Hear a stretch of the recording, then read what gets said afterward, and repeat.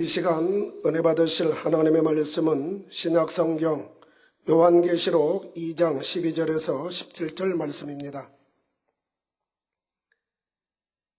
요한계시록 2장 12절에서 17절 말씀 봉독하겠습니다. 버가모 교회 사자에게 편지하기를 좌우에 날선 검을 가진 이가 가라사대 내가 어디 사는 것을 내가 아노니 거기는 사단의 위가 있는데라. 내가 내 이름을 굳게 잡아서 내 충성된 증인 안디바가 너희 가운데 곧 사단에 거하는 곳에서 죽임을 당할 때에도 나를 믿는 믿음을 저버리지 아니하였도다.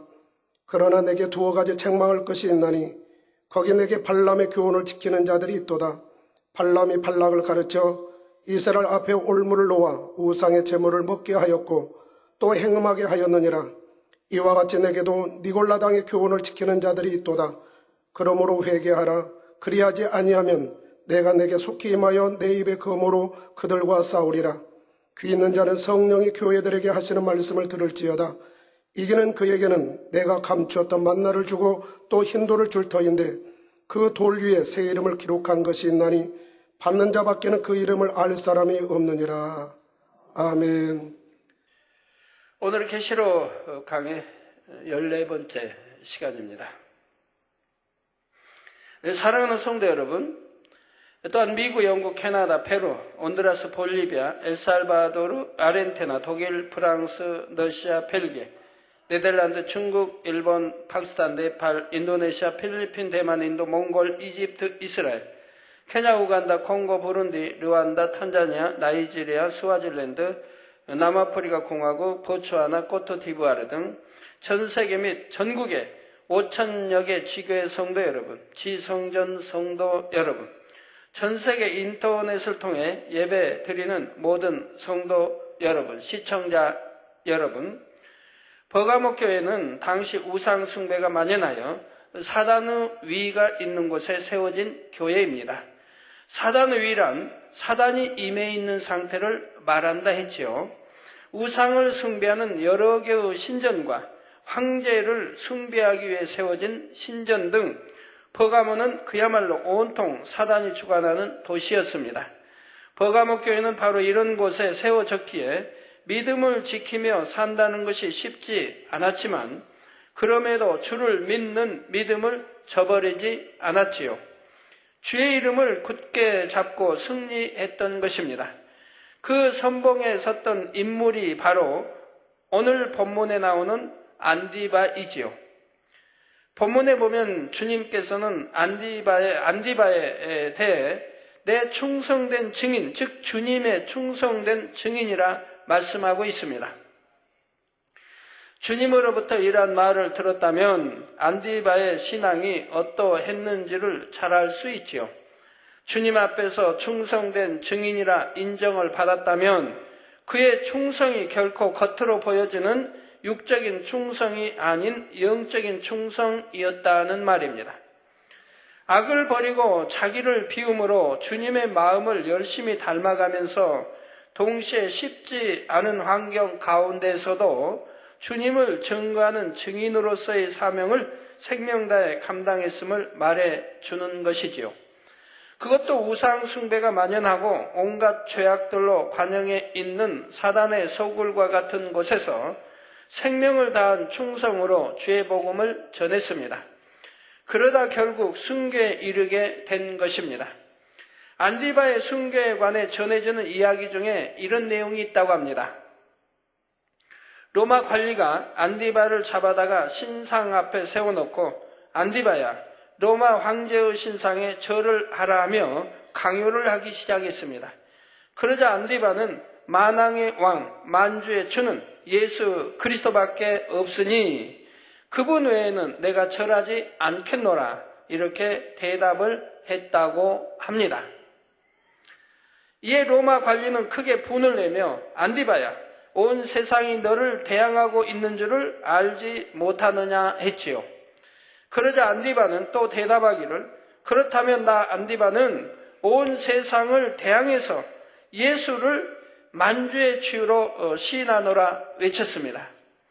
마침내 화가 머리끝까지 난 로마 관리는 놋가마를 달구고 그 안에 안디바를 집어넣어 죽였다고 하지요.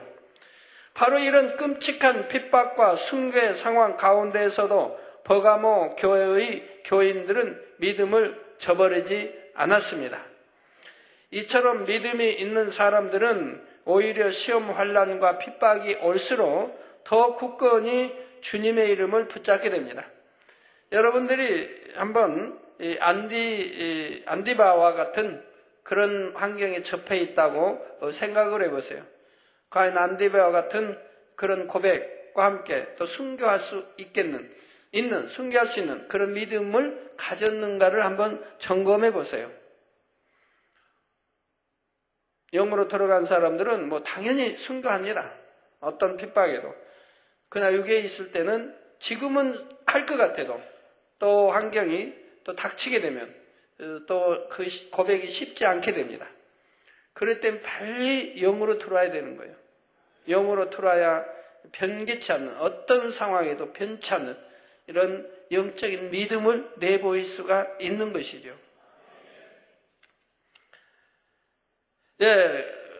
이처럼 믿음 있는 사람들은 오히려 시험 환난과 핍박이 올수록 더 굳건히 주님의 이름을 붙잡게 됩니다. 반면에 교회 다닌다 해도 진리를 잘 모르는 사람들 중에는 이런 경우에 대해 이해하지를 못하는 사람이 있지요. 왜 하나님을 잘 믿고 충성했는데도 이렇게 핍박을 당하고 순교해야 되는가? 하나님께서 살아 계시다고 하면 어떻게 그럴 수 있나 하면서 낙심하며 교회를 떠날 수도 있는 것입니다. 그러나 하나님의 깊은 뜻과 섭리를 깨닫게 되면 이러한 의문들이 풀리게 되지요. 안디바가 순교했던 버가모 교회를 비롯한 초대 교회들에서뿐만 아니라 어느 나라든지 기독교가 처음 들어가서 정착하기 위해서는 많은 순교의 역사가 있었습니다.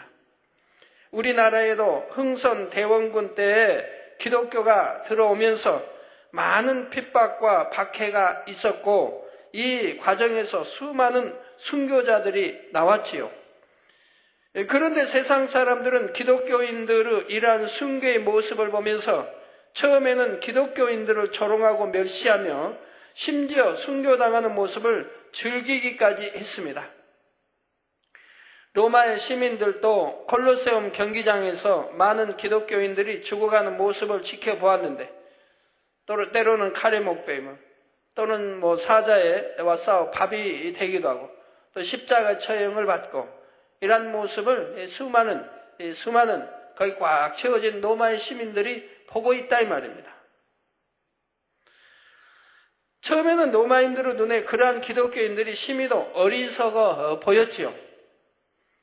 또 짐승과 싸워 참 죽는다고 하는 이런 십자가처럼 사람들은 불 구경 좋아하고 싸움 구경 좋아하고 또 사람 이렇게 혹독하게 죽이는 이러한 것들 참 좋아하지요. 여러분들은 많이 그러시겠지만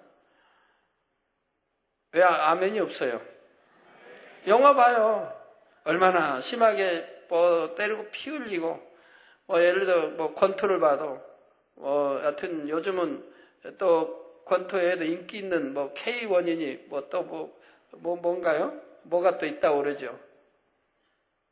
거기 보면 그냥 피 흘려 KO 당하는 일이 얼마나 많이 있고 부러진 일, 온갖 아주 심한 그런 운동 경기들을 이제 얼마나 인기가 날로 높아지는 거 우리나라에도 그렇고요. 맞고 피 흘리는 거 보면 또 KO 당하는 거 보면 너무 신나하고 좋아하는 관중들의 모습을 볼 수가 있습니다. 근데 그럴 수 있는 건가요?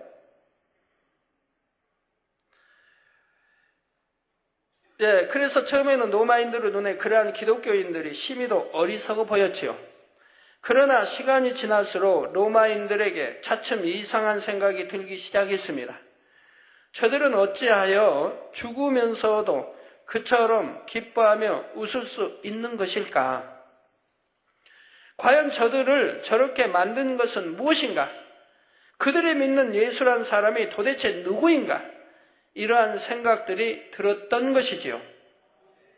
이것이 점차 기독교에 대한 호기심으로 발전하였고 마침내는 기독교에 대해 알고자 하는 사람들이 늘어나게 되었습니다.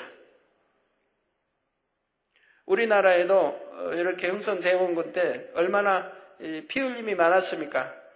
기독교인들 잡히기만 하면 뭐 새남터든 십자가에 뭐 처형을 받고 얼마나 또 칼로 목베임을 당하고 이런 처형들을 받았던 것이지요. 그렇지만 그 피 흘림이 있었기 때문에 오늘날 우리나라의 곳곳에 십자가를 많이 볼 수 있는 거 아니겠습니까? 우리 인도에 바로 그 제가 집회했던 도시, 거기에 이제 우리 예수님의 12 제자 중 한 분, 도마가 순교한 자리 아닙니까? 그곳에 순교의 피를 찾으라고 저를 하나님 보내실 때 어찌 했습니까? 하나님께서 어찌 역사했습니까? 수백만의 인파가 모여서 기독교 국가가 아닌 힌두교 국가에 개종하게 하고 기독교에 흥왕하는 역사가 일어났지 않습니까? 그래서 법으로 금지하고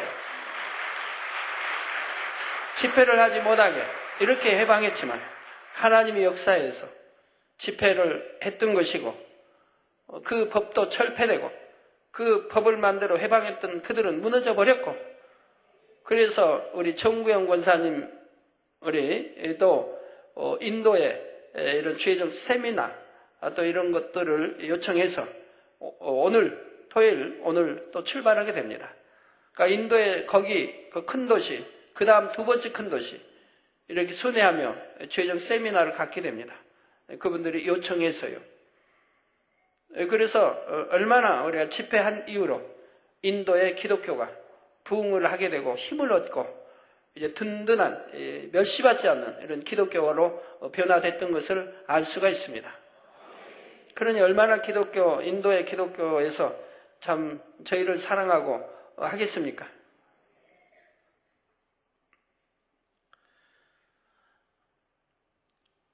그래서 마침내는 이 로마에 기독교에 대해 알고자 하는 사람들이 늘어나게 됩니다. 신기하지 않습니까? 사자법이 되면서도 할렐루야 하나님께 영광을 돌린다면 찬양을 하고요. 하늘에서 막 찬양을 하고요. 칼에 목베임 당하면서도 찬양을 한다면, 십자가의 처형을 받으면서도 할렐루야 하고 영광 돌리고 찬양을 한다면 누구나 죽음 앞에서는 두려워하는 것이고 떠는 것인데 이들은 두려워하는 게 아니고 오히려 찬양을 한다 이 말입니다.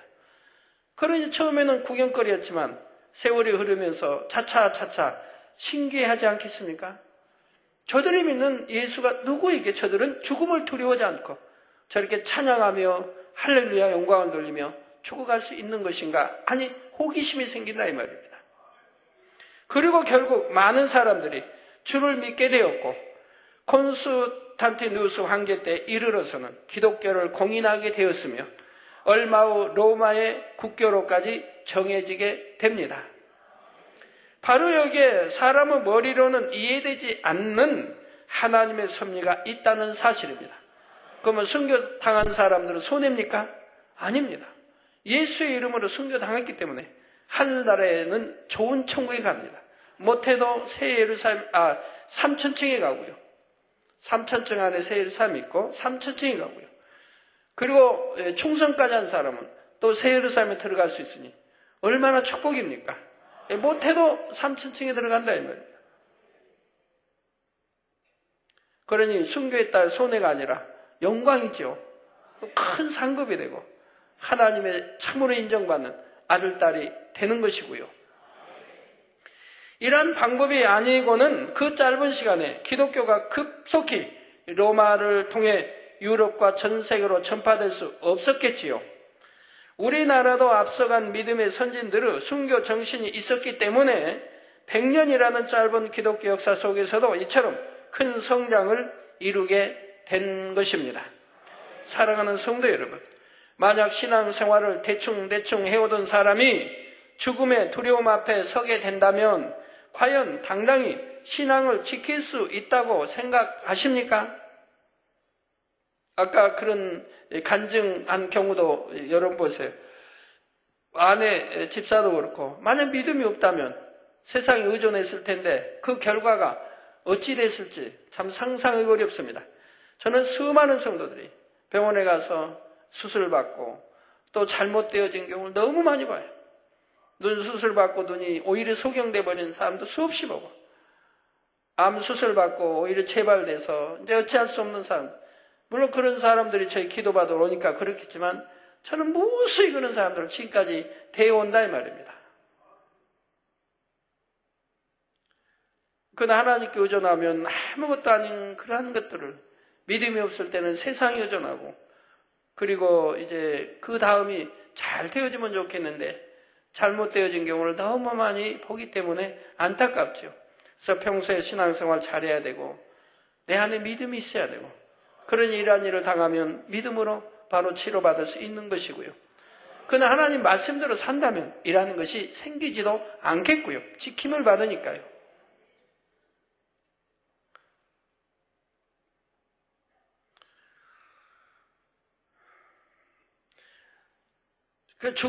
죽음의 두려움 앞에 서게 된다면 과연 당당히 신앙을 지킬 수 있다고 생각하십니까? 물론 그 순간에라도 성령의 도우심 속에서 끝까지 믿음을 지키고 순교한다면 좋겠지만, 평소에 신앙생활을 적당히 하던 사람이라면 죽음의 위협 앞에서 그러한 믿음을 가지기란 결코 쉽지가 않다는 사실입니다.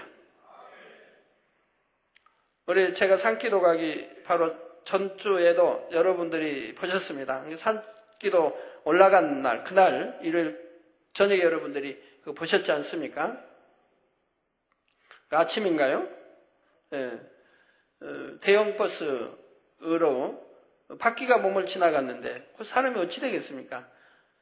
그러나 하나님이 지켜주셔서 무릎도 뼈도 다 지켜주시고 또 기도받고 통증 없어지고 금방 말짱히 걸었다 이 말입니다. 이걸 우리 성도님들이 간증을 하니까 이제 집에 돌아가서 여기 이제 간증을 할 거 아닙니까? 그러니까 아무도 안 믿더래요. 거짓말하지 말라고. 그런 일이 어떻게 있을 수 있냐고.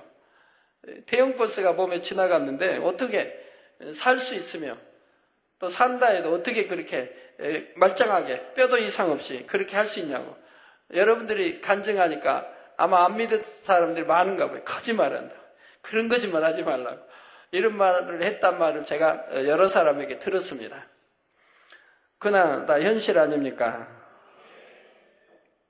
기도받고 통증이 사라지고 의식이 돌아오고 굳었던 신경안토와 발이 힘을 받고 일어나고 기도받자 튀어나온 뼈가 바로 들어가고 금이 갔던 뼈가 이내 입혀져 병원에 가니 흔적도 없이 이렇게 깨끗해진 이런 사실을 여러분 보지 않습니까? 아까도 옷이 양쪽이 다 터졌다고 그래요. 아까 여동생이 삼청년 성계에 있는데 그 기관이 왔는데 저거 오빠라고 그래요. 오빠라는데 옷이 양쪽이 다 터졌대요. 한쪽만 우리 사진에 나오는데 옷이 양쪽이 찢어지고 이렇게 차 바퀴 지나가면서 다 터졌다고 합니다. 옷이 저 정도로 터질 정도인데 저 무릎뼈고 다리뼈고 저 또 위에 여기 뭐라고 그러죠? 장단이 하여튼 뼈들이 성한다는 게 말이 됩니까? 하나님의 권능 아닙니까? 바퀴 자국이 선명한데.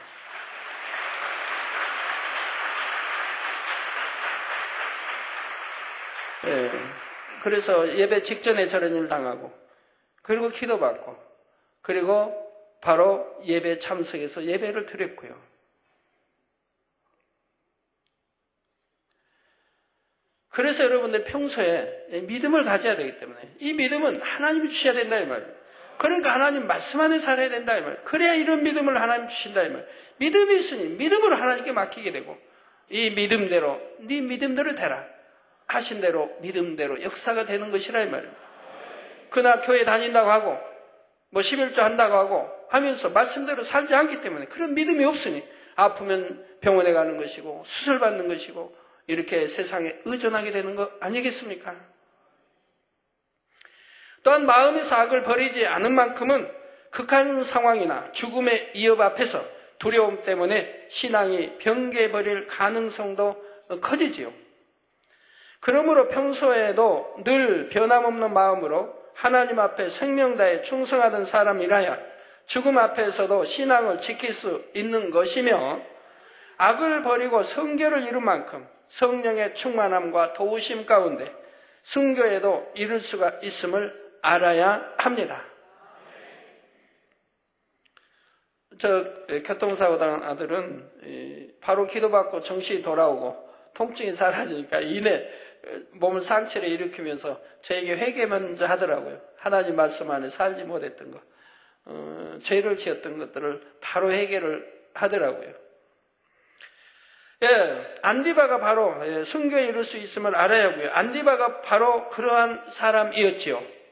그리고 그의 순교는 버가모 교회의 성도들이 더욱 굳건히 주의 이름을 붙잡고 믿음 안에 달려갈 수 있도록 해주는 원동력이 되었다는 사실입니다. 안디바의 순교를 보면서 버가모 교회의 성도들은 죽음이 무서워서 숨거나 피한 것이 아니라 오히려 더 굳게 주의 이름을 붙잡고 믿음으로 승리해 나갈 수가 있었다는 말이지요. 바로 주님께서는 버가모 교회와 성도들의 이러한 모습을 칭찬해 주고 계십니다. 그러므로 여러분도 이러한 안디바와 버가모 교회의 믿음 있는 성도들처럼 어떠한 시험과 환란이 온다 할지라도 좌우로 치우치지 아니하며 굳건히 교회를 지키는 충성된 주님의 증인이 되시기를 바랍니다. 그런데 이와 같은 칭찬을 들었던 버가모 교회가 이어지는 말씀에서는 주님으로부터 엄한 책망을 듣게 되지요. 14절에 그러나 내게 두어 가지 책망할 것이 있나니 거기 내게 발람의 교훈을 지키는 자들이 있도다. 발람이 발락을 가르쳐 이스라엘 앞에 올무를 놓아 우상의 제물을 먹게 하였고 또 행음하게 하였느니라 말씀하십니다. 순교까지 이르렀던 안디바와 그의 순교를 본받아 믿음을 굳게 지켰던 성도들이 모인 버가모 교회였지만 그 안에는 그렇지 못한 사람들도 있었던 것입니다. 이들을 향해 주님께서는 발람의 교훈을 지키는 자들이라 말씀하시며 그들의 행위에 대해 엄히 책망하셨지요. 말씀을 들으시면서 나는 혹시 발람의 교훈을 지키는 자들 그 안에 들어있지 않는가? 발람의 교훈을 듣는 그런 자는 아닌가? 잘 생각해 보셔야 할 것입니다. 또한 니골라당의 교훈을 지키는 자들이 있다 하시며 이에 대해서도 엄한 경계의 말씀을 하셨습니다. 그래서 발람의 교훈은 무엇이고 니골라당의 교훈은 무엇인지도 잘 분별하여 양식 삼으시기 바라요. 그렇다면 발람의 교훈을 지키는 자들과 니골라당의 교훈을 지키는 자들이란 어떤 사람들을 가리켜 말씀하신 것일까요? 먼저 발람의 교훈이 무엇인지부터 살펴보겠는데 그러려면 우선 민수기 22장, 24장에 걸쳐 나오는 한 가지 사건에 대해 알아야 합니다. 발람은 메소포타미아의 부돌 강변에 사는 부올의 아들로서 하나님과 교통할 수 있는 사람이었습니다. 좀 더 정확히 말하자면 하나님과 교통하는 길을 알았던 사람이지요. 이런 발람에게 하루는 모압 임금 발락이 도움을 청해 옵니다. 그 부탁은 바로 이스라엘 백성을 저주해달라는 것이었죠. 이미 이 발람은 이미 널리 이렇게 이웃나라에까지 알려져 있습니다. 그렇기 때문에 이렇게 찾아와서 이스라엘 백성을 저주해달라는 것이죠. 하나님께서 함께 하시는 이스라엘 백성에 대해 익히 들어서 알고 있던 모압 왕 발락은 이스라엘 백성들이 자신들의 땅으로 온다는 소식에 겁을 먹고 이처럼 발람에게 도움을 청했던 것입니다. 이에 발람이 하나님의 뜻이 어디에 있는지 여쭈자 하나님께서는 너는 그들과 함께 가지도 말고 그 백성을 저주하지도 말라. 그들은 복을 받은 자니라 응답해 주십니다. 즉 이스라엘 백성 하나님의 선민 아닙니까? 그들은 복을 받은 백성이라 이 말입니다. 그러니까 너는 그들과 함께 가지도 말고 이미 말씀 줬다면 가지도 말고 그 백성을 저주하지도 말라. 그들은 복을 받은 자니라 응답해 주십니다.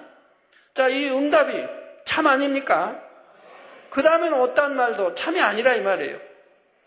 하나님은 변개하는 하나님이 아니요 이랬다 저랬다 하는 하나님도 아니요 한번 정답을 줬으면 그것이 답이라 이 말입니다.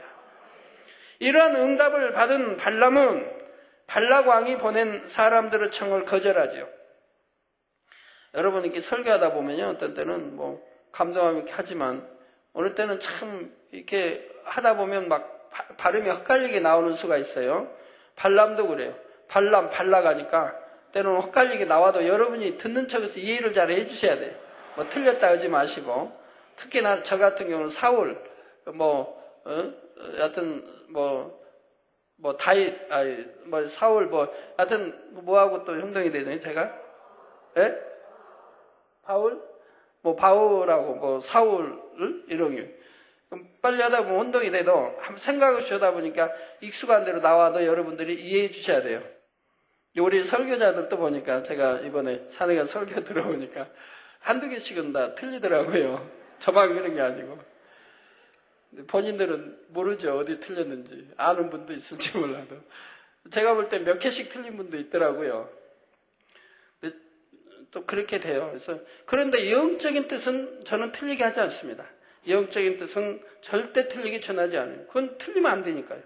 만약에 틀리게 제가 전했다고 하면 바로 여러분 앞에 회개할 건데, 영적인 뜻은 정확하게 전달해야 합니다. 우리 모든 죄종님들이. 틀리게 입력되면 안 되는 거예요. 육적인 것에 이렇게 빨리 하다 보니 바뀌어졌구나, 이렇게 여러분이 이해할 수 있는 분야이지만 바로 여러분 생각에서 고치면 되지만, 영적인 것은 잘못 입력이 되기 때문에 바르게 가르치는 것입니다. 자, 이러한 응답을 받은 발람은, 제가 발람을 발락이라고 호기해도 이해해 주시라고 이제 말씀하는 거예요. 받은 발람은 발락 왕이 보낸 사람들의 청을 거절하지요. 하지만 모압 왕 발락은 또다시 금은 보화들과 좋은 것을 가득 준비해서 더 높은 귀인들 편에 발람에게 보냅니다. 그거 왜 보내겠습니까? 더 귀인들, 더 높은 귀인들과 함께 금은 보화와 좋은 것들을 가득 준비하여 왜 보내겠습니까? 어찌하든 그 마음을 돌이키게 하려고 하는 거 아닙니까? 자기들이 원하는 대로 돌이키게 하려고 하는 것이라 이 말이에요. 그러면 그들이 오면 아예 만나지도 말고 거절해야 할 것이라 이 말이에요. 하나님께 또 물을 필요가 없다 이 말입니다. 답을 이미 주셨으니까. 자, 그리고는 민수기 22장 17절에 내가 그대를 높여 크게 존귀케 하고, 꼭 얼마나 참 달콤한 지금 말로 미혹을 하고 있습니까? 존귀케 하고 그대가 내게 말하는 것은 무엇이든지 시행하리니 청컨대 와서 나를 위하여 이 백성을 저주하라 하지요. 그러자 발람 선지자의 마음이 현혹되어 흔들리기 시작합니다. 물질과 명예에 대한 욕심과 사심이 있으니 이처럼 사단의 시험에 마음이 흔들리기 시작했던 것이죠. 우리 성도님들 그런 경우 참 많이 있습니다. 저한테 와서. 이러한 모습은 여러분의 신앙생활 가운데서도 얼마든지 나타날 수 있습니다. 즉 어떠한 시험이 왔을 때 단번에 말씀으로 물리친다면 다시는 그러한 시험이 오지 않을 텐데, 만약 그 마음이 조금만 더 유혹이 오면 흔들릴 수도 있는 마음이라면 사단은 반드시 다시 한번 시험에 옵니다. 그러므로 시험을 통과하지 못했을 때는 언젠가 시험이 다시 올 수도 있음을 알아야 하지요. 나무를 뽑으려고 한번 흔들어 봤을 때 꿈쩍도 하지 않으면 포기하게 되지만 되겠다 싶으면 계속 흔들어 보는 것과 같습니다. 산에 가서 단풍나무, 조그만 단풍, 나무를 이렇게 뽑아야 될 이유가 있어 뽑으려고 하면, 흔들어 보면, 흔들리면, 그건 계속 흔들어서 뽑아내려고 해요. 옛날에 저희 때는 이제 그런 경우가 산에 가면 그런 나무, 예쁜 나무 있잖아요. 있으면 그거 뽑으려고 하는데 집에 가져와서 심고 싶어가지고. 저 뒷산에 가서. 그러지만 꿈쩍도 하지 않으면 포기하게 되지만 되겠다 싶으면 계속 흔들어 보는 것과 같습니다. 하와도 뱀이 유혹이 왔을 때 결국 틈을 보였기 때문에 뱀은 그 틈을 노려 계속 미혹이 왔고 마침내 하와를 넘어지게 했던 것입니다. 강교한 뱀이 하와에게 질문할 때 하와가 하나님이 주신 말씀 그대로만 답을 했더라면 더 이상 미혹하지도 않을 거예요. 할 필요성을 느끼지 못하니까. 하나님 주신 말씀을 가감해서 그대로 대답한 게 아니고 대답을 틀리게 한다 이 말입니다. 그러니까 미혹을 한다 이 말입니다. 정령 죽으리라 했는데 죽을까 하노라 이렇게 변개하니까 아 됐다, 너는 미혹하면 넘어가겠다 라고 사단이 딱 이미 잡은 거지요. 너는 내 밥이다 라고 잡은 거죠. 그래서 이제 그 다음엔 더 달콤한 말로 미혹을 해가는 거 아니겠습니까? 여러분들도 그렇죠. 주의를 어기고 여러 가지 말씀 안에서 어기는 그런 경우가 미혹을 받기 때문에 그런 거 아닙니까? 어떤 돈에 대한 미혹, 돈에 대한 미혹, 여러 가지 그 미혹을 받다가 하나님 말씀 안에 어기게 되고 그만 그게 올무되고 사단의 이런 밥이 되고 올무가 돼서 많은 세월을 연단 속에 살아가는 분들이 얼마나 많이 있습니까? 또한 겉으로는 통과한 것 같아 보여도 마음에서 온전히 통과한 것이 아니라면 이때도 사단은 다시 시험에 올 수가 있지요. 발람도 첫 시험을 통과한 것 같이 보였지만 그 마음에 물질과 명예에 대한 욕심과 사심이 있었기 때문에 두 번째 더 큰 유혹에 넘어가고 말았습니다. 발람이 말로는 발락의 신하들에게 대답하기를 발락이 그 집에 은, 금을 가득히 채워서 내게 줄지라도 내가 능히 여호와 내 하나님의 말씀을 어기어 덜하거나 더하지 못하겠노라 했지만 그 마음은 이미 흔들리고 있었지요. 이미 하나님의 뜻을 알면서도 그런즉 이제 너희도 이 밤에 여기서 유하라. 이제 가라고 내쫓아야 되는데 이 밤 유하라. 여호와께서 내게 무슨 말씀을 더 하실는지 알아보리라 하며 여지를 남긴 것입니다. 즉 이미 미혹을 받았지 않습니까? 사심이 생겼다 이 말. 그걸 유혹하는 것이 너무 달콤하다 이 말. 그러니까 미혹하는 그 말에 이미 지금 넘어가고 있는 중이라 이 말입니다. 그러니까 이미 하나님은 답을 정확히 주셨는데도 다시 여호와께 여쭤보겠다는 거예요. 여호와께서 만에 하나라도 너 가라 할 수도 있고 괜찮다 할 수도 있고 어떤 말을 받기 위해서 그런다 이 말이에요. 이러한 발람에게 밤에 하나님이 임하여 이르시되 그 사람들이 너를 부르러 왔거든 일어나 함께 가라. 그러나 내가 내게 이르는 말만 준행할지니라 하십니다. 이제 함께 가라고 하죠. 분명히 하나님은 가지 말라는 것인데 이제는 가라고 왜 하나님이 변개하시는 겁니까? 하나님 변개하시나요? 자, 이 장면을 여러분이 잘 이해하셔야 합니다. 이런 경우가 많으니까 여러분과 저와 대화 가운데도 이런 것이 참 많아요. 분명히 저는 여러분들에게 처음에는 답을 줍니다. 어떤 문제든 답을 먼저 줘요. 그런데도 여러분의 마음이 여러분 생각과 안 맞다든가 제 답과 아니면 다른 마음이 있다든가 아니면 욕심이 있다든가 사심이 있다든가 있기 때문에 재차 다른 질문으로 던져온다 이 말이에요. 이미 답을 줬는데 그러면 저도 하나님이 하신 대로 이렇게 할 수밖에 없다 이 말의 대답이.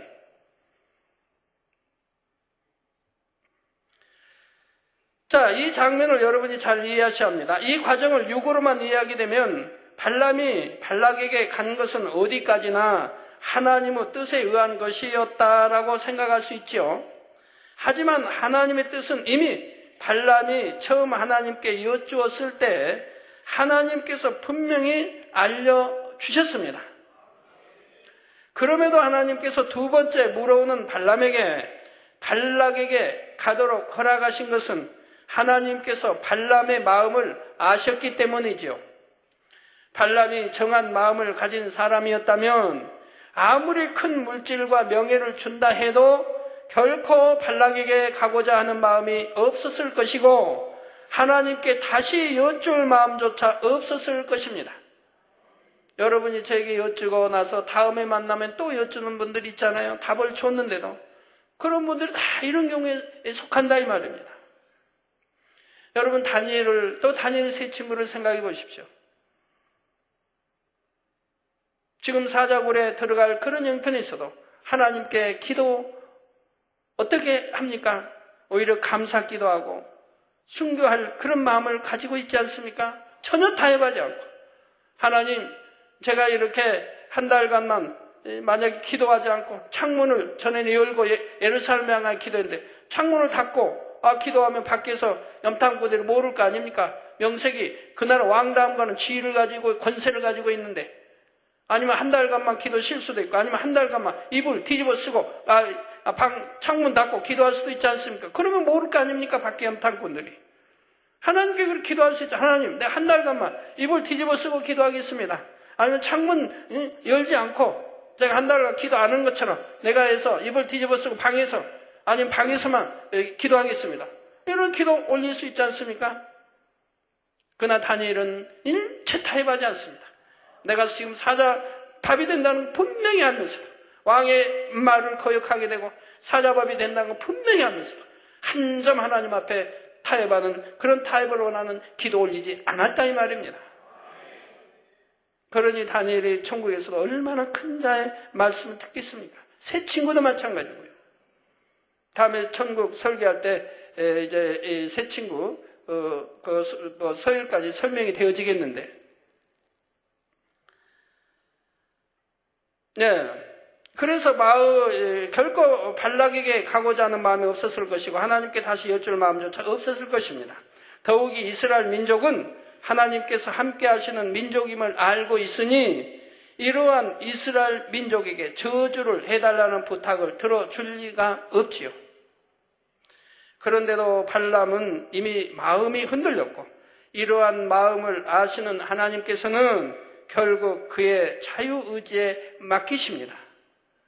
하나님께서 지금 설령 발람을 막으신다 해도 나중에 발락의 사자들이 더 큰 재물과 명예를 가지고 와서 발람을 유혹하게 되면 그는 또다시 마음이 흔들릴 것이기 때문이지요.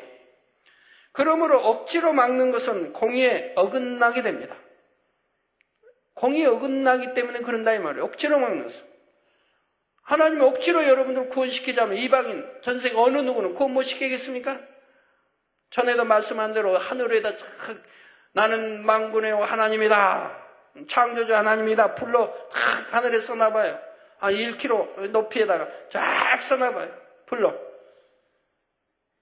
내 독생자 아들 예수를 네가 구세주로 영접하지 않으면 다 지옥에 간다고 불러 딱 써놔봐요.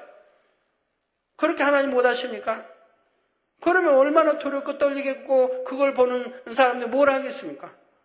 회개하고 하나님을 영접하고 주님을 영접하죠. 그러나 그건 공의에 맞지 않다 이 말입니다. 그건 인간 경작이 아니라 이 말입니다. 그렇게 해서 하나님 자녀들을 만들어서 뭐 하느냐 이 말입니다. 여러분이 친히 난 자녀들과 여러분이 돈을 몽땅 주고 아들들을 딸들을 사가지고 야 내가 너희 아버지다, 너 아버지라고 불러라, 내가 이렇게 너한테 원하는 대로 내가 다 해주겠다, 그래가지고 아버지 부르면 아버지가 기쁠까요? 돈 많이 주니까 받고 아버지 그러면 아버지가 좋은 거냐고요. 참이야죠. 참. 중심에 나온 참 내 아버지로 알고 아버지라고 불러야지. 돈 많이 줘가지고 돈 때문에 아버지 어머니 부른다고 그게 좋은 거냐 이 말이에요. 우리 하나님도 중심에서 하나님을 믿고 중심에서 우리 주님을 영접하고 믿고 이렇게 경작받아서 하나님의 자녀들이 되는 이 믿음으로 구원받는 참 자녀들을 원하셨다 이 말이에요. 억지로 하나님이 강제적으로 한 게 아니라 이 말이에요. 그러니까 공의에 어긋난다 이 말입니다. 발람에게도 억지로 하나님 막으신다면 공의에 맞지 않는 것이라 이 말입니다. 이는 마치 하나님께서는 이 세상의 모든 사람들이 죄를 짓지 않도록 억지로라도 얼마든지 막으실 수 있지만 그렇게 하는 것은 공의에 맞지 않는 것과 마찬가지 이치이지요. 이렇게 해서 발람은 결국 발락에게로 가게 되는데 이때 하나님께서는 다시 한번 사자를 보내어 발람의 길을 막으시며 심지어 나귀의 입을 열어 말하게 하심으로 발람의 옳지 못한 행동에 대해 깨우쳐 주십니다.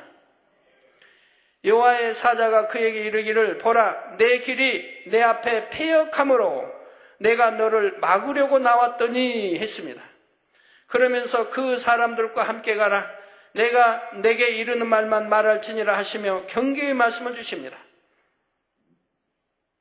그리고 이후의 상황은 모압 왕 발락이 원했던 것과는 정반대로 전개되며 오히려 하나님께서는 발람의 입술을 통해 이스라엘 민족을 축복하시는 말씀을 주십니다. 이렇게 해서 마치 이 사건은 마무리가 되는 것처럼 보입니다. 그런데 신약에 와서 이 사건에 대해 기록한 베드로후서 2장 15절에서 16절에 보면 저희가 바른 길을 떠나 미혹하여 부오르 아들 발람의 길을 쫓는도다. 그는 불의의 삭을 사랑하다가 자기의 불법을 인하여 책망을 받되 말 못하는 마귀가 사람의 소리로 말하여 이 선지자의 미친 것을 금지하였느니라. 이걸 미친 것이라고 그래요. 이런 행동, 이런 것을 미친 짓이라고 지금 말하고 있습니다. 미친 것.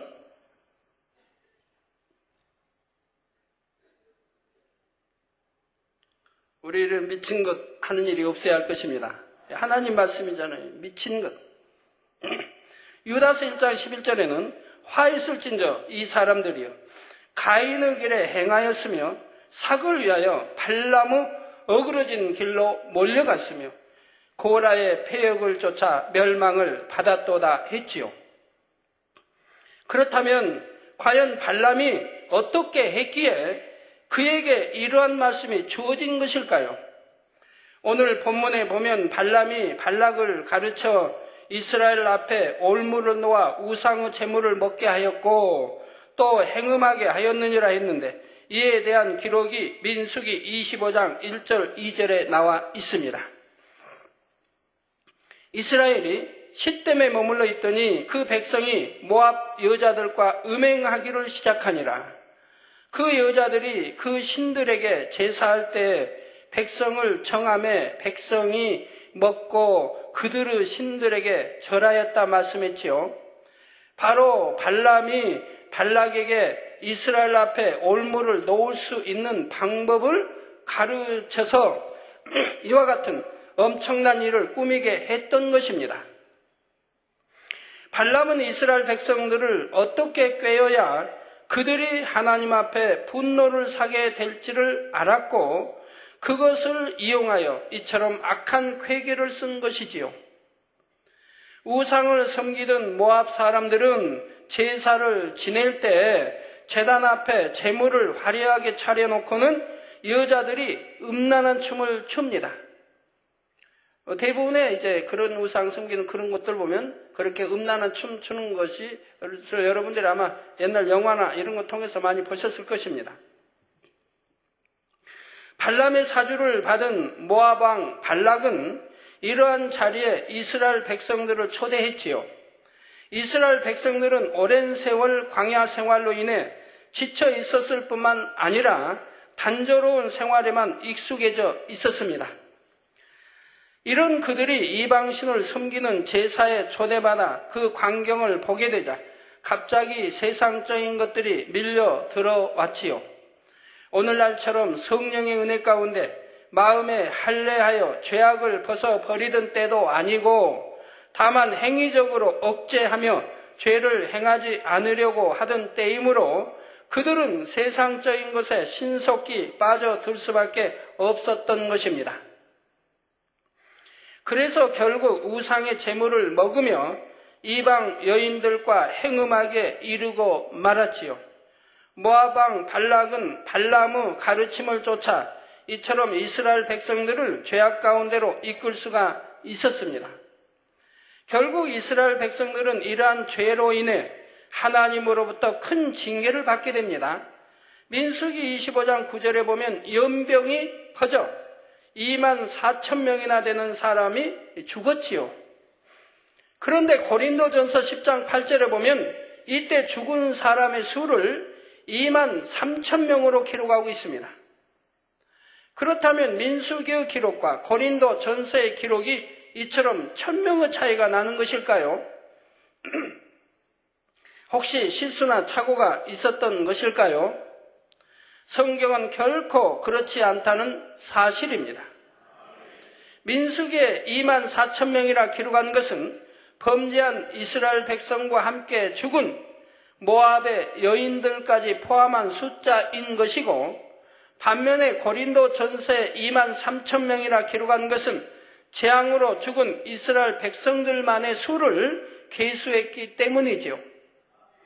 이처럼 성경을 성령의 감동함 가운데 풀면 성경이 얼마나 정확한지를 더욱더 깨달을 수 있다는 사실입니다. 사랑하는 성도 여러분, 그러면 우리가 발람의 교훈을 통해 영적으로 깨달아야 할 것은 무엇입니까? 첫 번째로 진리를 떠나 세상과 타협하는 적당주의 신앙에 대한 경계입니다. 발람이 하나님의 뜻을 분명히 알면서도 불의의 삭을 사랑하여 결국 사망의 길로 갔던 것처럼 오늘날에도 세상과 적당히 타협하면서 신앙생활에 나가려는 경향이 갈수록 심해지고 있지요. 하나님은 세상을 사랑치 말라. 세상을 사랑하면 너희 안에 하나님의 사랑이 없다고 성경은 말씀하고 있죠. 그런데도 얼마나 세상을 사랑합니까? 하나님을 믿는다고 하는 기독교인들이. 세상과 끊어버려야 할 텐데 끊지 않고 사랑해 가고 있다. 그리고 하나님을 사랑한다고 말씀할 수 있나요? 하나님을 사랑하는 것은 계명을 지키는 것이라고 했는데 하나님 구약신앙 모든 계명을 지키는 거예요.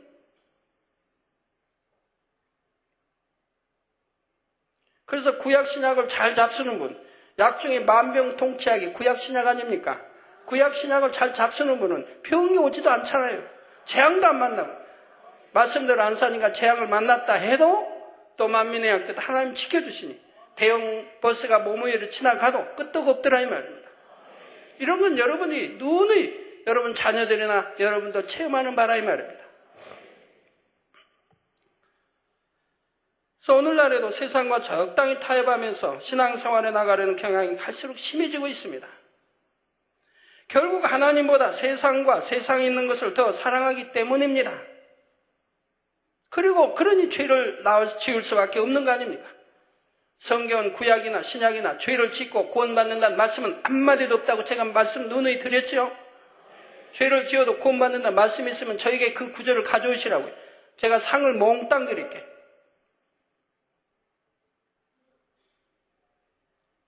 산에서 여러분 이제 설교하는 목사님 설교 들으니까 당회장님은 시간 이 죄라고 하는 이 말씀이 항상 들어간다고 하죠.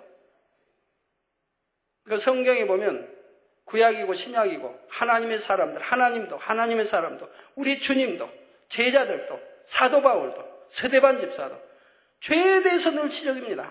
이 죄를 빼버린다면 뭐가 있나요? 어찌하든 죄를 짓지 말라고 이거 나열하고 저거 나열하고 악은 모양이라도 버리라. 선의 말씀 빛 가운데 살아라. 성경이 구약신에 다 하나님 말씀이 죄에 관한 것이라 이 말. 죄로 인해 사망이 왔고 인간 경작이 왔고 이 죄를 버리고 인간 경을 잘 받아서 영으로 들어가야 되고 하나님이 잃어버린 형상을 찾아야 되고 그래야 천국 또 갈 수 있는 것이라 이 말. 원수마귀는 죄 짓는 거 좋아하고 죄 짓도록 이끌어가고요. 그래서 성경이 그렇게 있는데 이 죄를 빼버리고 설교를 어떻게 합니까? 그래서 죄가 늘 나가지만 그러다 저는 천국도 설교하고 지옥도 설교하고 영의 것도 설교하고 이것도 저것도 다 하지요. 그러면서 죄는 시간 빠질 수가 없는 것이라 하면 성경에 어디나 구약이나 신약이나 죄에 대해서 지적이 나오고 있으니까요.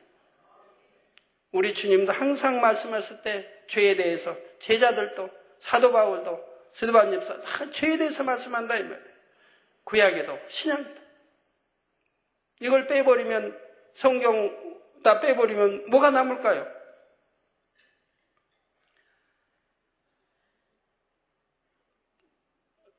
자, 특히 오늘날에는 디모데전서 6장 10절에 돈을 사랑함이 일만하게 뿌리가 되나니 이것을 사모하는 자들이 미혹을 받아 믿음에서 떠나 많은 근심으로서 자기를 찔렀도다 말씀한 대로 돈을 사랑하여 세상과 짝하며 하나님 앞에 죄를 짓는 경우가 많습니다. 물질에 대한 욕심 때문에 주의를 어기거나 하나님의 것인 11조를 도적질하는 것이지요. 또한 주의 종으로서 당연히 말씀과 기도에 전무해야 함에도 불구하고 물질과 명예를 탐하고 혹은 세상 권세와 짝하는 경우들도 있지요. 그러나 마태복음 6장 24절에 한 사람이 두 주인을 섬기지 못할 것이니 혹 이를 미워하며 저를 사랑하거나 혹 이를 중히 여기며 저를 경히 여김이라. 너희가 하나님과 재물을 겸하여 섬기지 못하느니라 말씀한 대로 주의 종은 물론이고 하나님의 자녀라면 당연히 하나님 한 분만을 사랑하고 그분의 뜻만을 쫓아 나가야 할 것입니다. 결코 발람과 같이 세상과 타협하는 적당주의 신앙이 있어서는 안 되지요. 그렇다면 여러분의 모습도 한번 돌아보시기 바랍니다. 혹여 발람과 같이 세상의 유혹을 이기지 못하고 미혹되어 진리를 떠나 있지는 않으십니까? 하나님이 그렇게 싫어하시고 원수마귀가 좋아하는 맨날 육적인 거 취하지 않습니까? 육체일 행해가고요. 하나님보다 더 사랑하는 것을 가지고 있으신지요? 하나님보다 더 사랑을 있다면 내게 가지 않다고 우리 주님 말씀하셨지요. 아니면 마음을 다하고 목숨을 다하고 뜻을 다하여 오직 아버지 하나님만을 사랑하고 계십니까? 처음 오신 분은 하나님만 사랑하라니까 혹시 마음이 상하실지 모르지만 이제 신앙생활 하는 분은 왜 하나님을 첫째로 사랑해야 되는지를 알게 됩니다. 하나님이 누구이신가를 알고 또 예수 우리 하나님의 독생자 아들 예수가 누구이신가를 알기 때문에요. 여러분이 별 생각 없이 시작한 사소한 것이라도 그것이 진리를 떠나 세상과 짝하며 타협하는 것이라면 점점 거기에 마음을 빼앗기게 되고 결국 올무에 걸려 사단의 송사거리가 된다는 사실을 알아야 합니다. 저희 이런 하나님이 이렇게 권능과 기사 표적이 늘 나타나는 재단에서 만약 그냥 죄 적당하게 신앙생활하도록 여러분을 가리킨다면 여기 등록하고 떠날 성도들 별로 없어요. 또 젊은이들 마찬가지고요. 적당주의로 적당하게 신앙생활해도 된다고 가르친다면 말이에요. 그러나 그것은 구원과 문제가 있기 때문에 결코 가르칠 수가 없다는 말이에요. 그건 소경을 인도하는 것이 되고 둘이 다 구덩이에 빠져 죽는다 이 말입니다. 그렇게 가르친 자는 하나님 앞에는 너무나 있을 수 없는 죄를 짓는 그런 악한 종이 되는 것이고요. 그건 하나님의 종이 될 수가 없지요. 사꾼이요. 하나님의 종이 결코 될 수가 없는 것입니다. 양떼가 다 떠난다 할지라도 설령 다 떠난다 할지라도 말씀대로 살도록 가르쳐야 된다 하면 그래야 떠나지 않은 양떼는 구원받을 수 있지 않습니까? 적당히 가르쳐서 이렇게 적당히 일하는 것도 발람 일하는 것도 하나님이 용서치 않았잖아요. 구원받지 못했잖아요.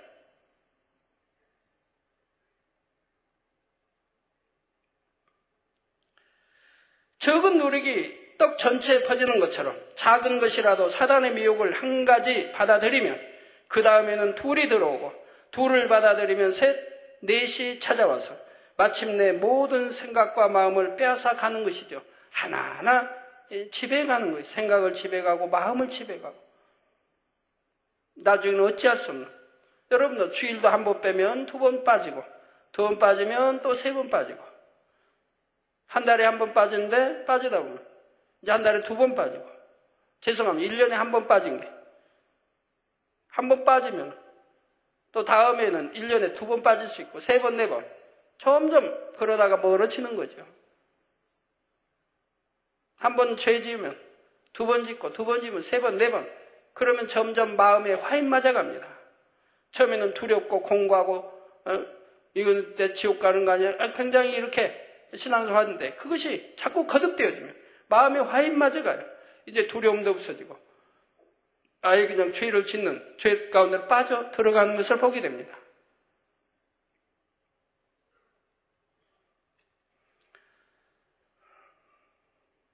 그래서 한때는 하나님께 쓰임을 받았던 사람들이 육에 물들어 세상으로 타락해 가므로 결국 버림을 받는 것도 볼 수가 있습니다. 바로 버가모 교회 교인들 중에도 이러한 사람들이 있었던 것입니다.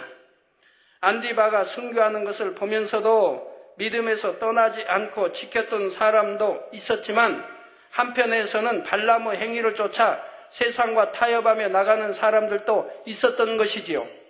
주님께서는 바로 버가모 교회의 이러한 사람들뿐만 아니라 오늘날에도 믿는다고 하면서 발람의 행위를 쫓는 사람들을 향해 엄히 책망하시며 회개할 것을 말씀하고 계십니다. 발람의 교훈을 통해 깨달아야 할 점에 대해서는 다음 시간에 계속해서 살펴보겠습니다. 사랑하는 성도 여러분, 디모데후서 3장 1절에서 5절에 보면 마지막 때에 대해 이렇게 경계하고 있습니다. 내가 이것을 알라. 말세에 고통하는 때가 이르리니 사람들은 자기를 사랑하며 돈을 사랑하며, 내가 이것을 알라. 말세에 고통하는 때가 이르리니 사람들은 자기를 사랑하며, 여러분 혹시 자기를 사랑하지 않는지 살펴보세요.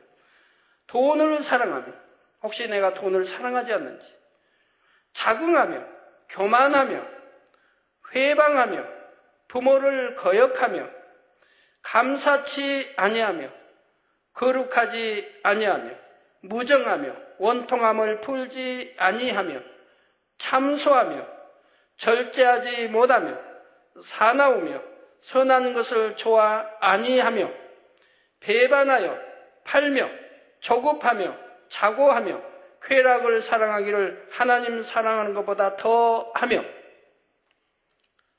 쾌락 사랑하는 사람들은 안 좋은 것 집에서도 비디오 통해서 보고, 인터넷 통해서도 보고, 극장에 가서도 보고, 또 어디 가서 보고. 자, 경건의 모양은 있으나 경건의 능력은 부인하는 자니 이 같은 자들에게서 내가 돌아서라 하셨지요. 이처럼 성경은 마지막 때가 되면 어떤 현상들이 나타날지를 경계해 주셨음에도 결국 세상의 많은 사람들은 이 말씀대로 되어가고 있는 것을 봅니다. 그런데 안타까운 것은 바로 주를 믿는다고 하는 사람들 중에도 이러한 모습들이 늘어나고 있다는 사실이지요. 하나님의 말씀을 들어도 그것이 하나의 지식으로만 담겨질 뿐 말씀대로 살려는 노력은 하지 않는 것입니다. 그러니까 예배는 신령과 진정으로 드려야 되고, 그런 다음에 하나님의 말씀이 내 마음 안에 심겨지고 그 말씀대로 준행해 살아갈 것인데 신령과 진정으로 예배 드리지 아니하니 말씀이 꿀맛 소위까지 달 리도 없는 것이고 빨리 시간아 끝나라 하고 하게 되는 것이죠. 그 말씀대로 살려는 노력은 하지 않는다 이 말입니다. 여러분이 예배에 이렇게 참석하는 것도, 신령과 진정 예배하는 것도 어찌하든 말씀을 한마디로 더 놓치지 않고 들어서 아버지의 뜻을 알고 마음과 뜻을 알고 깨달은 것이 은혜가 되고 이것이 마음의 말씀들이 새겨져서 그 말씀대로 준행해 가기 위해서 우리가 이렇게 예배 열심히 말씀 듣고 신앙생활에 가는 것이라 이 말입니다. 듣고 흘러버린다면 무슨 성이 있고 지식으로만 담는다면 무슨 성이 있느냐 이 말이에요. 말씀대로 내가 하나님의 마음을 알고 뜻을 알고 그래서 마음이 새겨서 그 말씀대로 살아가기 위해서 예배도 드리는 것이라 이 말입니다. 여러분, 그래서 우리는 누구니 말씀을 금요일 또는 일요일 또 저녁 예배 늘 드릴 때마다 똑같은 말씀이 안 나가지 않습니까? 늘 새로운 말씀이 또 여러분 풀어서 나가는 것이라 이 말이에요. 그래서 제가 주님 오실 때까지 또 이 성경 절반도 못 푼다 이 말이에요. 24년간 설교했지만 앞으로도 하지만 주님 오실 때까지 성경 절반도 설교하지 못한다 이 말이에요. 그리고 주님 오신다 이 말이에요.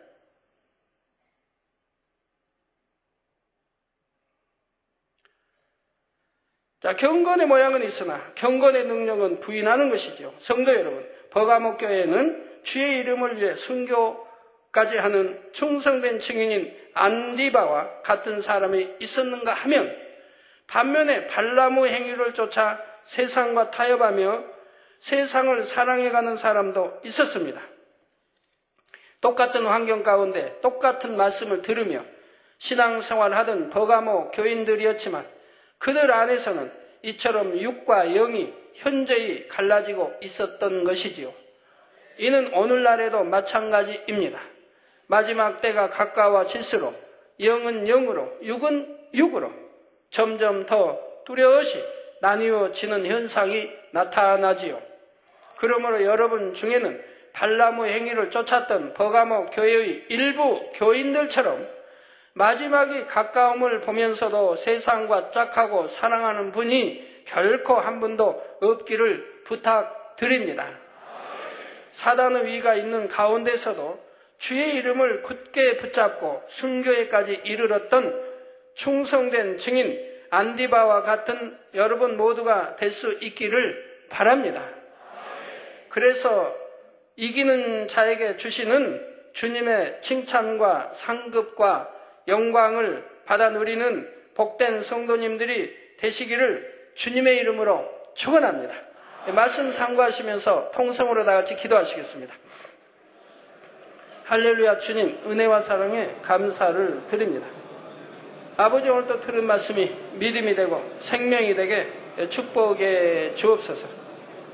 아버지, 발람의 교훈을 쫓지 않도록, 세상과 타협하는 신앙하지 않도록, 적당주의 신앙생활을 하지 않도록 참으로 깨어나게 도와주시고 진리 바른 도로 우리가 나아갈 수 있도록 이끌어 주시기 원합니다.